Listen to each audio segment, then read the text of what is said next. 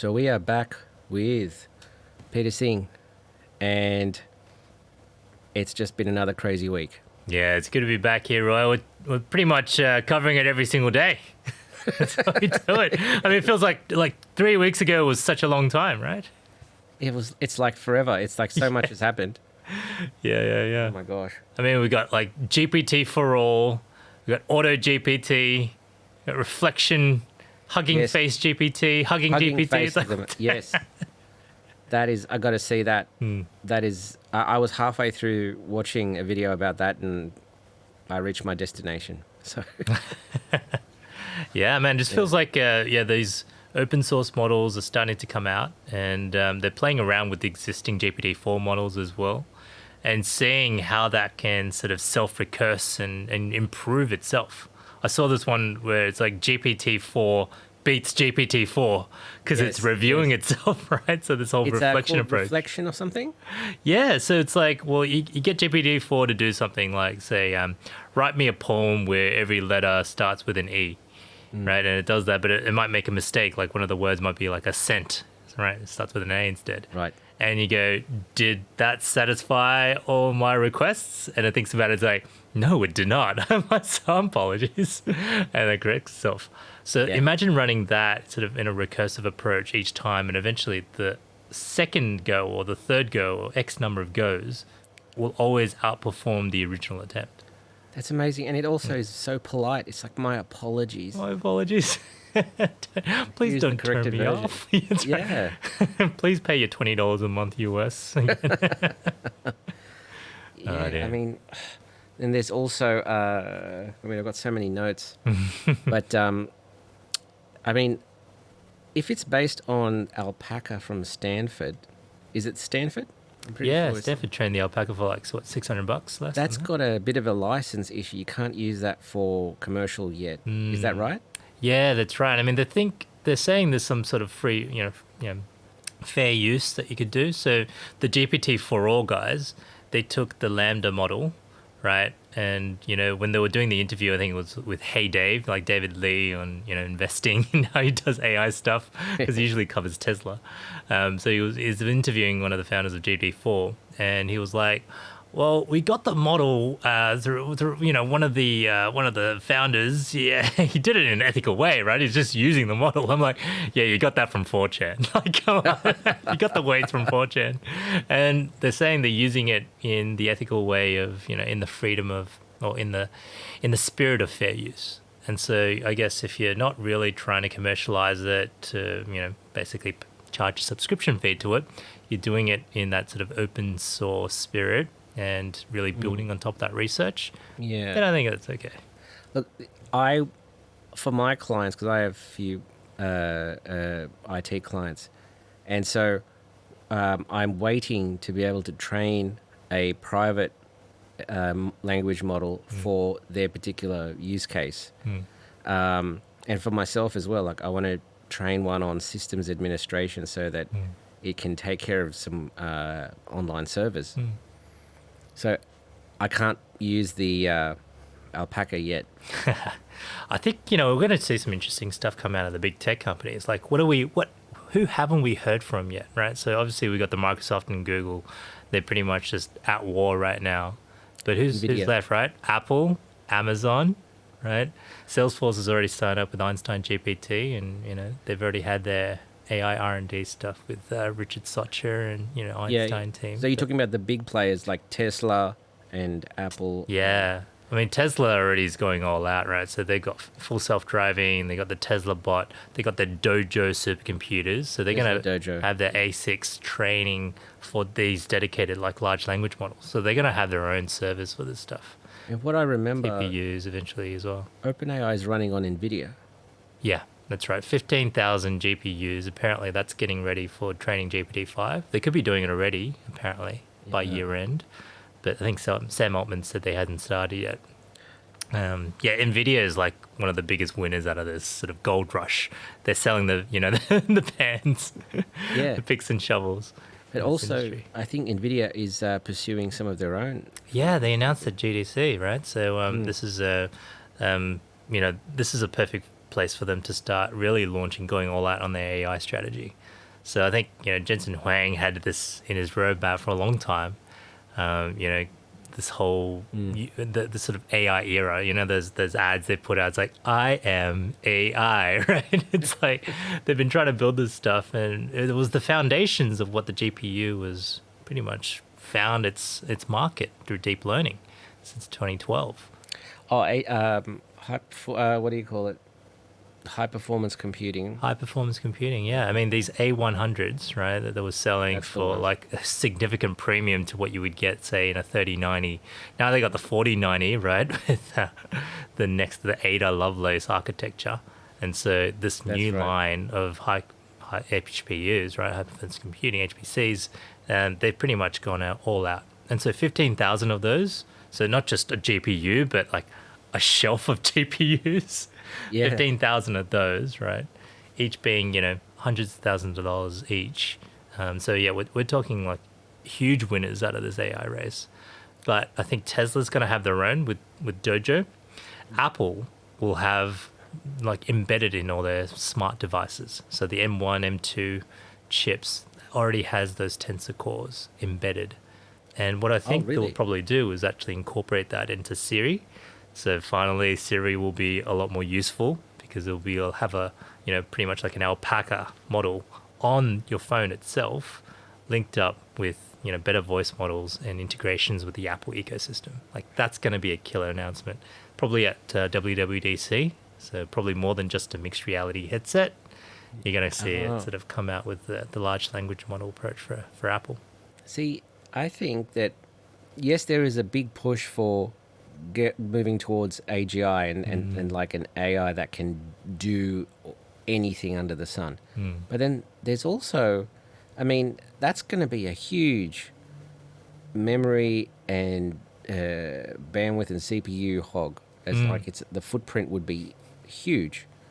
But what about if you're not going to ask every AI to do anything like humans in general, like we are very specialized.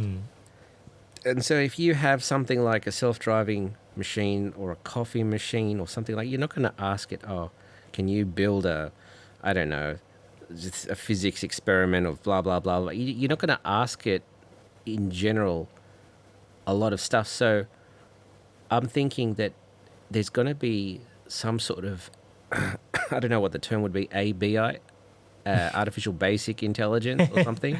Yeah. That's going to be like a streamlined, compact, like something that you could just take and just train in one direction because that's all you're ever going to use it for. Yeah, more narrow AIs. But I think it's already happening, right? So ChatGPT 3.5, that's already 1,000 times cheaper in terms of the token size, right? In terms of the token price.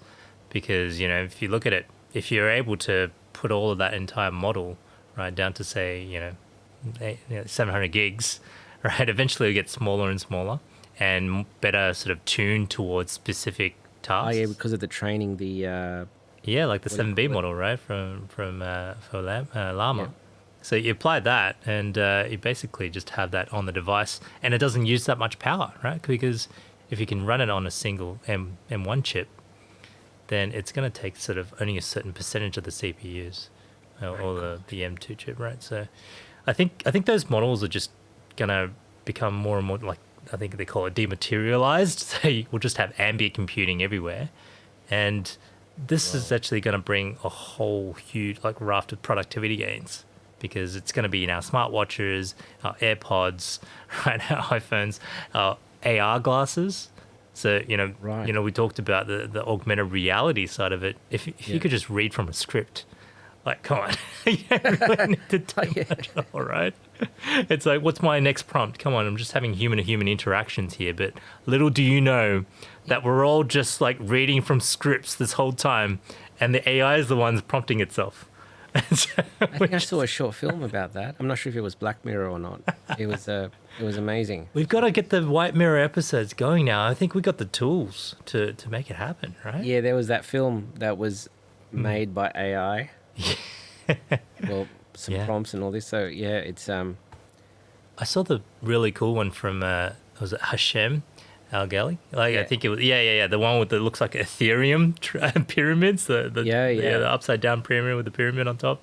So it was like Ethereum was taking over the world. It was like, what? But yeah, it was like that super intelligent alien race seeing if, Earthlings were ready to, be part of this sort of intergalactic civilization. And we weren't because, it was like, the US fighting it out with the Russians and Chinese and trying to see who would be the first delegates to take the alien technology, and instead we nuke each other out. It's very interesting because, if you imagine life on this planet, it's always based on competition, rules of engagement. And you think, at what point does that stop? I mean, if life is an emergent property of the universe, I mean, I'm going to assume that these rules just continue up and up and up. And so if we find others intelligent, whatever, then there will be some sort of, I don't know, it's like competition again. It's like that movie, Don't Look Up, right? It's like... Oh, yeah. And so, like, I was just reminded, like, so I think it was there was a tweet storm going on about, but there was a White House Q&A time, and one of the reporters had, quoted, the Machine Intelligence Research Institute, like MIRI, right? So they were like, so MIRI says that, at the pace that AI might be going, there's a risk that everyone might die, right? It's like that scene from Don't Look Up. It's like, I don't know how much to put this, how much differently you want us to put this, but we're all gonna die. There's a comet heading straight for Earth. And then the White House spokesperson was just like, just being dramatic, right? Thanks for bringing the drama, and just laughing it off and just trying to be entertaining. And it reminded me of exactly what the reporters were like in that Don't Look Up movie. It's like, that basically it's a TV show, and it's like they're being jovial. It's like, oh, it's like a comet, eh? I wonder if it will hit my ex-wife's house. It's like, Yes, I remember that. That was surreal. So uncanny that you see that happening in real life. Like, this is someone that's quoting a respectable research institute about potential dangers of AI. Well, I mean, it's like, this is like, we've never had to talk about this at this level of urgency before ever. Yeah. So it's like, I don't know, it's just the whole, this isn't really happening kind of coping mechanism coming out. So. And all the, AI researchers right now, they're like, it's nowhere close to AGI. If we don't do it, Russia and China will. You can't stop it. So, and Jan LeCun, surprisingly, Jan LeCun's been, one of the godfathers of AI along the side of, Jeff Hinton and Andrew Ng, and, like, you've got like these superheroes of AI, but he's basically saying that we should have nothing to worry about because we'll deal with it when it happens, right? We'll deal with it when it gets dangerous enough. But how is that a solution? What are the things? Like, what do you mean? It's like, okay, the Terminators aren't terminating yet, so we'll just wait till they rise. What about deal with the issue? Eliezer Yudowski. Oh yeah, I saw that interview with Lex Fridman as well. I mean, his view was a bit sort of almost too far out there. I think someone did like a 2x2 graph of. Right. It's like AI is gonna kill everybody. AI is friendly. It's like we should worry about it now. We should worry about it later. And then he's like, AI is gonna kill us. We should worry about it now. And Elon's like, well, AI could be friendly. We should worry about it now, right? So there's all the extremes. It's like differing point of views. But then. I mean, it is something. I mean, the whole pause thing. I don't know how. I had a big talk with a friend of mine, Paul Spinetti, and we just can't figure out how you could possibly pause. Yeah, it's the genie's out of the bottle, like we were saying before. At this rate, it's already doing that reflection itself. So, and open sourcing models, the Hugging Face one, right? The Hugging GPT, is like a central brain that looks at all the different AI That's models right. on Hugging Face. Yes. And it'll leverage those tools to essentially achieve the tasks. And, this is something that we were looking to see what Singularity Net was aiming to do, right? An AI marketplace where there would be a central brain that sort of delegates the tasks and use the best, narrow AI tools to help solve the issues. But then if you got something that's general like Auto GPT, and it's you set the initial parameters around the goals, so make us the best unique cooking recipe, right? Yeah. And it says, okay, well, let's find maybe initially an event like Easter. Or, he goes up to look for Easter events, like as a potential event day, and looks up all the different ingredients for Easter. So all those sort of tasks, it sets itself as sort of as part of the initial aims, and then it goes and solves those tasks through prompting itself. So it micromanages itself. Yeah, for the recipes, it will go on the internet and check out all the potential recipes that will be best fitted for an Easter type of meal. So it'll find some turkeys and things like that, and it'll go to the next task of how to cook it in a unique way. And so you add that to the Hugging Face, Hugging GPT type of approach, where it's already got better models, like narrow models, to help solve each of those tasks. Yeah. And that's how you get like almost like a central brain with the limbic system, with different tools that you can outreach and talking to the limbs to to basically serve that function. And so like that's already out there. And so I don't know if there's any way you could stop it other than maybe bridging our own brains and minds as part of the AI system, because this is the only way that we can not left Keep behind, up. right? Neuralink. Yeah, it's like resistance is futile, right? But we need to work on those privacy, ZKP type of things that really will preserve our identity, our unique thought, our individuality. This is gonna be another thing super that the important. law is so not prepared. Yeah, the law's got no chance. How are they going to? They have trouble, still working out parking tickets. I mean, how are they going to do? How are they going to work out, if some driverless car does something? Who are they going to issue the ticket for? Oh, no. Are they going to have to, It's got no chance. a third entity? Yeah. We have a human, a company, and now an independent AI that made a decision by itself, and that has to be, I don't know. But it's Yeah. like as if the AI cares it gets a ticket or is punished. How can you punish an AI? You can't. Yeah, that's right. It's like decreasing minutely its reward function. It's like, but yeah, it's That's like it. It gets punished all the time through learning. Anyway, I mean, it's like yeah. I mean, regulation's never going to catch up. But usually it's reactive. It needs something like really bad to happen for the entire population to rise up and, write to the politicians to get someone to care. that's a big question though. It's Look at crypto as well, right? It's like it just kept on going until it blew up. yeah, well, And sort of like it had to take something like that to happen before everything. well, that's what I'm regulated. going to talk about. So when that happens, when say a huge event happens and AI is to blame, people are going to want retribution somehow, and maybe somehow punish that AI. What are we going to do if punishment is not even? It doesn't mean anything. Yeah, exactly. What are you gonna like? I think was it in the Matrix? It was like the Animatrix. That's right, and it had a couple of those sort of initial overviews of how the world of the Matrix started out. Right? It had the whole robots, I've been being thinking about servants that, and the humanity, right? And then they had this unique That was the first robot, case, yes. and it murdered its owner, and they trialed it. They Yes. went to court with that robot. Yes. And then they ended up like killing all the robots because they didn't trust it, and potentially like bad for humanity. But like as if that's gonna be how things gonna turn out. You're not gonna take a robot to court, like even if you do, right?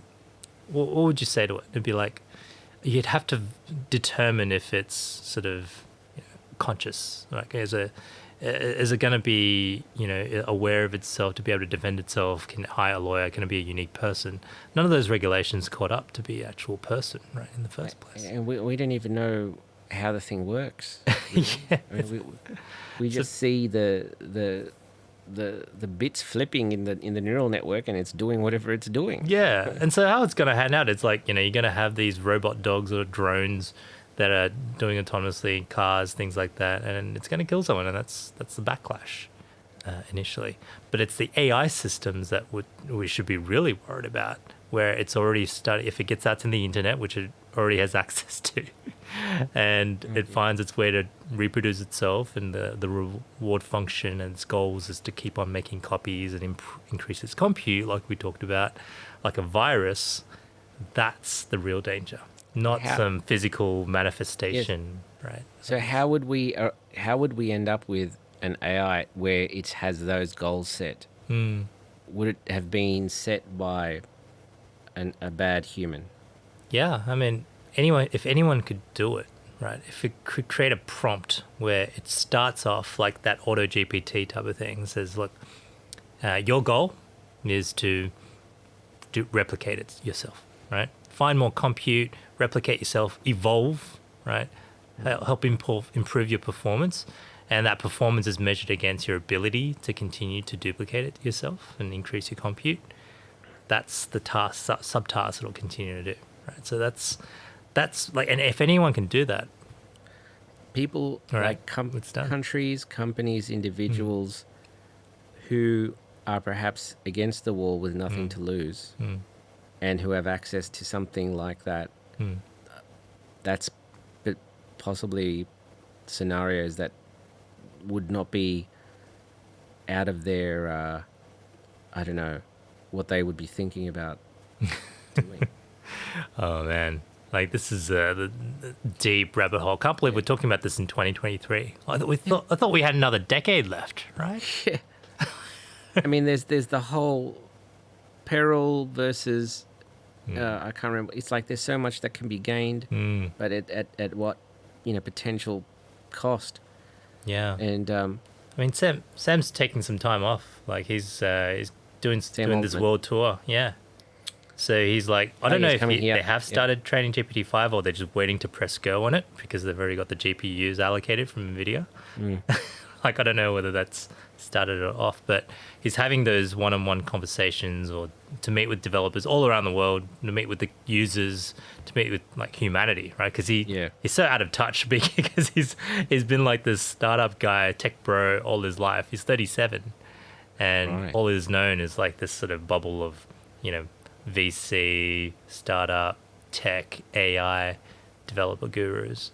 And he's now taking upon himself to meet everyone around the world and see what, the real world is like. These places like Melbourne, he's going to Melbourne, he's going to Lagos in Nigeria, he's going to India, like all the different continents and every other sort of respectable countries, emerging nations. Like, so he's going to do this world tour with that 6-month buffer. And I think that might be aligned with that open letter around taking that 6-month hiatus for people to catch up, even though it might not be on purpose of what the open letter had stipulated. They're already like the team at OpenAI, right? They treat this stuff seriously. So based on what we hear from their interviews, so the humans behind OpenAI, aligned with that sort of. Yes. The morals around open, pretty much AGI, and AGI. So that's the entire mission. Like we also, I was going to say we're so focused on artificial intelligence, and rightly so. But there is something else that is potentially just around the corner because of this. I think, and that's like the good old nanotech. As in, if we're getting closer to AGI, and AGI can say help with manufacturing and building, increasingly smaller and smaller fabrication processes. Yeah, it will get to the stage potentially very quickly where it can create nano-sized. That's right. Machines. We'll tap into that Wolfram Alpha, man. We'll start looking at the fusion reactors and, better superconducting materials at room temperature, which, has already been achieved apparently. So they'll just be able to mass manufacture that. Have you seen the Transcendence movie with Johnny Depp, right? He's like, yeah. he's uploaded himself, and he's just got all these supercomputers and pretty much, creating, rearranging the molecular structure of just anything it touches, and just decades, centuries of, R&D progress done in the matter of, days. Like, and what was interesting about that one is like, it could also heal people. So I think one of the people on the workers was injured. That was had a head injury. Yeah. Yeah, wasn't that the initial thing of transcendence? His Yeah. life was dying or something. Yeah, Johnny Depp was dying because he got like lead poisoning from the bullet that one of the activists, the anti-AI people or anti-transhumanist people were, basically assassinated him. Oh, I see. And he had to upload his mind before he passed away. And yeah, apparently it worked in that instance, and it was a bit fragmented, and had to recompile himself. But eventually, yeah, he got back together as an AI form, and then the nanotech, like he's able to research nanotech and apply that in the fields, and then he starts sort of getting people that worked on the plant, the research and development center. One of the guys got injured, and his brain basically got popped out, and the nanotech was able to recover it, but then now it's part of this collective intelligence, right, along with the AI. So he's got control over these people, right, in the entire city. Initially, I think it was opt-in. So if you wanted to, see again, if you're elderly, you could, bring your strength back. But then it just ended up being everyone in the city, and everyone's just like defending the city, defending the town against the CIA, FBI, military, U.S. military as they try to take Johnny Depp down. But yeah, that's probably one of the most realistic potential outcomes of this stuff, right? Oh, the Johnny Depp film? Yeah, Really? yeah. I'm just thinking. I mean, it will probably scale a lot faster than how they portrayed it. Like once you have some data centers, you can probably just like replicate more data centers. It'll just scale infinitely fast, because if it's got nanotech type of technology, it'll just convert matter and energy into more servers and compute, right? Grey The Grey Goo stuff. Grey goo. Yeah. And then Morgan Freeman comes to just talk To reason narrate to everybody. everything. Yeah, it's like, and there he was, ending up in a Faraday cage with his loved one.